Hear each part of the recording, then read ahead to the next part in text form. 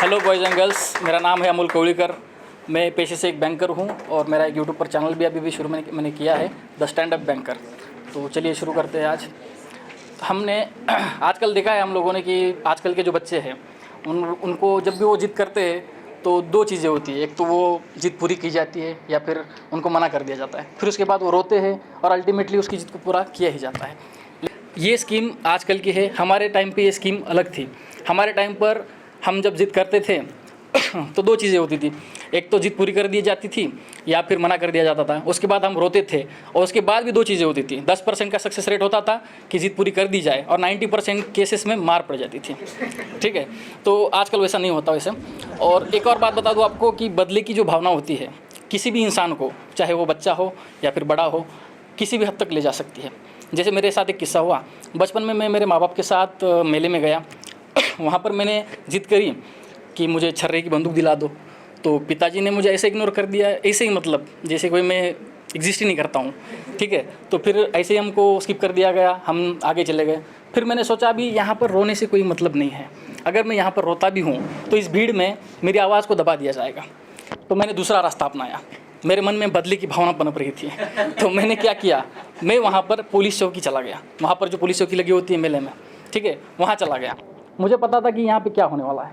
मैंने वहाँ पे जाके उनको बोल दिया कि सर, मैंने तो छर्रे की बंदूक ही मांगी थी, लेकिन मेरे घर वाले मुझे छोड़ के चले गए। ठीक है, तो फिर उन्होंने बोला ऐसा, तो एक काम करते, नाम बताओ। उनको बुला लिया अनाउंसमेंट करके। फिर आने के बाद उनको बोला कि ये क्या बदतमीज़ी है, आपके बेटे ने तो छर्रे की बंदूक ही मांगी थी, बस आप उसको यही छोड़ चले गए। ठीक है, उसके बाद हम घर चले गए। मुझे बदला पूरे होने की खुशी जो होती है ना, उस दिन पता चली। 8 साल का था मैं तब। ठीक है, दूसरा किस्सा सुनाता हूँ आपको जो रिसेंटली हमारी बैंक में हुआ। आजकल इतने सारे नए नए फ्रॉड्स हो रहे हैं, स्कैम हो रहे हैं, इसमें भी वैरायटी आ चुकी है। अपग्रेड होते रहते हैं ये लोग, जो स्कैमर्स हैं ना, अपग्रेड होते रहते हैं। हम बैंकर्स भी उतने अपग्रेड नहीं होते जितने ये लोग होते हैं। ठीक है, नए नए प्रकार के स्कैम आ रहे हैं मार्केट में। एक दिन ऐसे ही हुआ, एक आदमी भागता दौड़ता हमारी ब्रांच में आया और मैनेजर के सामने आके बैठ गया और चिल्लाने लगा। बोला, सर, मैंने आपकी बैंक की ऐड दिखी और मेरे अकाउंट से पैसे कट गए। तो ब्रांच में मौजूद लोगों के कान खड़े हो गए। सबने सुना इसको और बोले, ये क्या है, ये क्या नया मसला हो गया, ऐड दिखी और पैसे कट गए।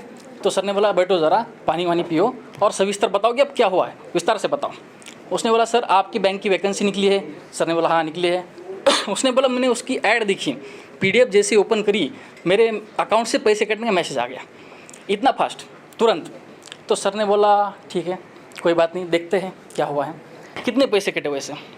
तो ये सब सुनते हुए जो लोग ब्रांच में मौजूद थे, सब लोग वहीं पे आकर जमा हो गए कि नया स्कैम आ गया मार्केट में, तो कुछ नया सुनने को मिलेगा। सर ने जैसे ही पूछा कितने पैसे कटे, तो उसने बोला 236 रुपये। ये बात सुनकर आधे से ज़्यादा लोग बैक टू पवेलियन हो गए। फिर भी उसके बाद कुछ लोग उसके सपोर्ट में खड़े हो गए। बात पैसों की नहीं है, पैसे कैसे कट गए, ये कौन सा स्कैम हो गया। उसके बाद सर ने बोला, चलो ठीक है, पासबुक लाए हो, अकाउंट नंबर बताना आपका, हम देखते हैं क्या हुआ है। तो उसने बोला, सर, मेरा खाता तो आपकी बैंक में है ही नहीं। तो सर ने बोला, फिर कौन सी बैंक में है। उसने बोला, वो सामने वाली बैंक में है। तो सर ने बोला, फिर वहाँ जाके पता करो क्या हुआ है। उसने बोला, लेकिन सर, बैंक की तो मैंने आपकी ऐड दिखी ना, मैं वहाँ जाके क्यों पूछूँ, पैसे तो आपने काटे मेरे। उसके बाजू वाले लोग सपोर्ट कर रहे थे, वो भी बोले, सही बात है, आप ही ने पैसे काटे। और उसके बाद एक बूढ़ा, वो तो मुझे शक की नज़रों से देखने लगा कि जैसे मैंने ही पैसे काटे उसके। फिर सर ने बोला, ठीक है, मैसेज तो बताओ, उसमें क्या लिखा होगा, कुछ डिस्क्रिप्शन लिखा होगा, उससे कुछ पता चल जाए। तो उसने मैसेज दिखाया। उसका मैसेज देख के पता है सर ने क्या बोला।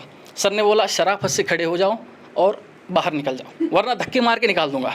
अब ये बात सुनकर बाकी उसके सपोर्टर्स भड़क गए। सर बोले, ये कौन सी बात होगी, आप ऐसे कैसे बात कर सकते हो, इससे पैसे की कीमत कुछ भी हो, लेकिन इसके साथ स्कैम हुआ है, आप ऐसे कैसे बात कर सकते हो। सर ने बोला, इसका मैसेज देखो क्या है।